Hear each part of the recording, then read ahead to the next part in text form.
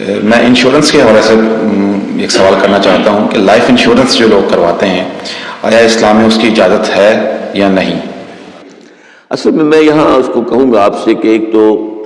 ہمارے ہاں جو اس وقت انشورنس کا نظام ہے وہ لازماً گتھا ہوا ہے سود کے ساتھ،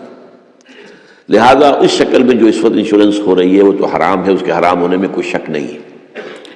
البتہ یہاں پر پیور انشورنس کی بات اگر کی جائے جس کے اندر کہ کوئی سودی معاملہ نہ ہو، کیونکہ وہ پھر انویسٹ کرتے ہیں اور اس کا بھی پھر وہ جو ہے وہ نفع دیتے ہیں، وہ سب کچھ ہے، وہ سارا معاملہ ہے۔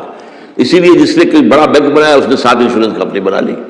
حبیب بینک بن گیا، حبیب انشورنس کمپنی بن گئی، وغیرہ وغیرہ۔ آدم جی بینک تھا، آدم جی انشورنس بن گئی۔ البتہ یہ ہے کہ جہاں تک ایک مثلاً یہ کہ ایک انشورنس اس طرح کی ہے کہ چند تاجر جو ہے وہ بیٹھ کر طے کر لیتے ہیں کہ بھائی ہم اتنا اتنا ماہانہ ہم سب جمع کریں گے تاکہ ہم میں سے اگر کسی کو بڑا لاس ایک دم ہو جائے تو ہم اس کو کمپنسیٹ کر کے اپنے پاؤں پہ کھڑا کر دیں، تو اس کو کوئی حرام نہیں کہہ سکتا، جائز ہے۔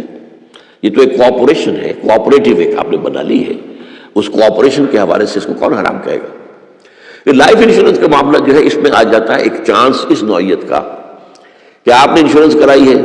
10 لاکھ کی انشورنس لی ہے،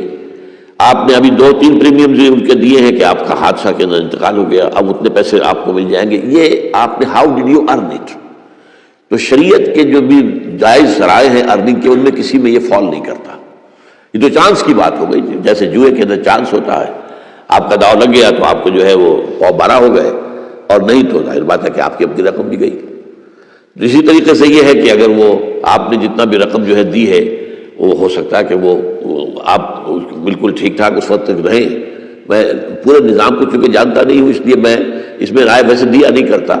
اس میں میرے بیٹے سے آپ ذرا بات کر لیجیے کسی وقت آ کر جنہوں نے PhD کے کورسز مکمل کیے ہوئے ہیں اسلامک اکنامکس میں، عاطف وحید، تو وہ ہمارے وہاں قرآن اکیڈمی میں بیٹھتے ہیں، تو کبھی دن میں آ کے بات کر دیجیے۔ لیکن یہ چند باتیں وہ تھیں جو میں نے آپ کے ساتھ جو میرے سامنے واضح تھی وہ میں نے واضح کر دی۔